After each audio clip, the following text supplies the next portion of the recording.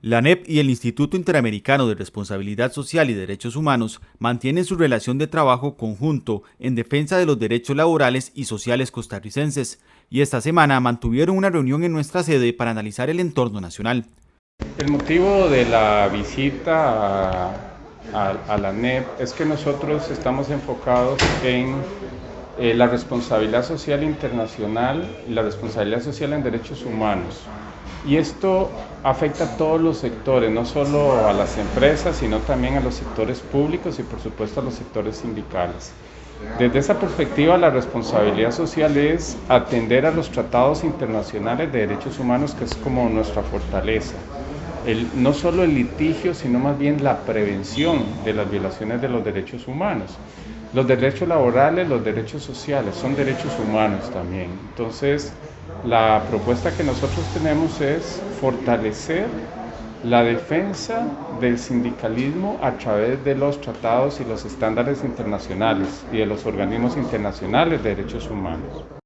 Durante la reunión, también se analizó el alcance de la opinión consultiva de la Corte Interamericana de Derechos Humanos sobre los derechos a la libertad sindical, negociación colectiva y huelga, y su relación con otros derechos con perspectiva de género. Bueno, la opinión consultiva de la Corte Interamericana de Derechos Humanos es genérica y estableció unos lineamientos para todos los países de las Américas sobre cómo aplicar e interpretar temas fundamentales, derechos laborales, derechos sindicales. Estamos hablando del derecho a la huelga, el derecho a la negociación colectiva, que las reafirma, no las desaparece. Es decir, toma los principios, toma las fuentes del derecho internacional y dice, esto es lo que hay, esto es lo que se debe respetar.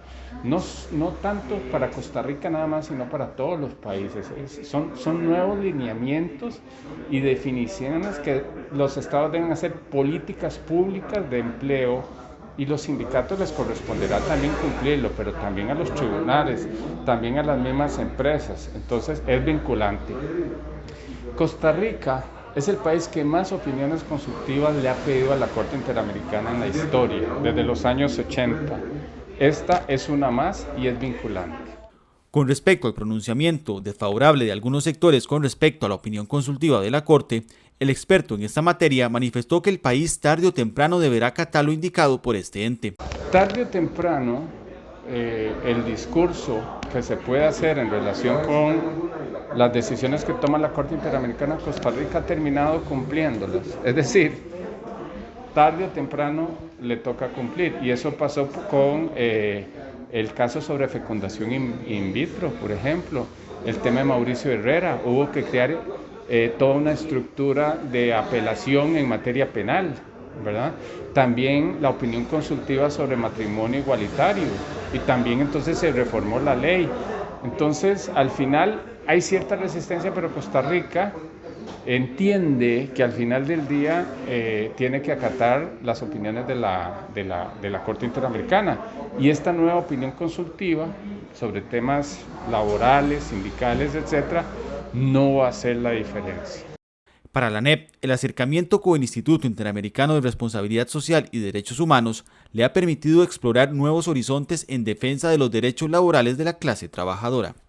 Para nosotros es fundamental porque nos abrió un panorama que no teníamos.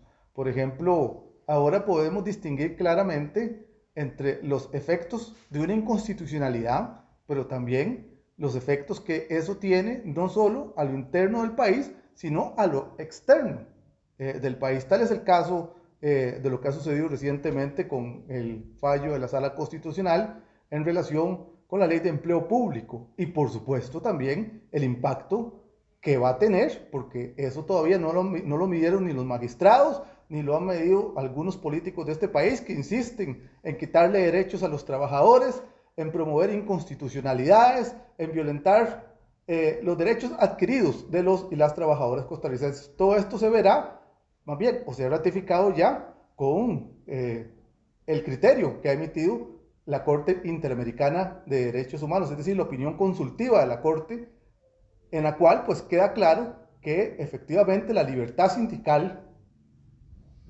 el derecho a manifestarse, y el derecho a la negociación colectiva son derechos fundamentales que deben ser respetados y no pueden ser alienados ni pueden ser eliminados.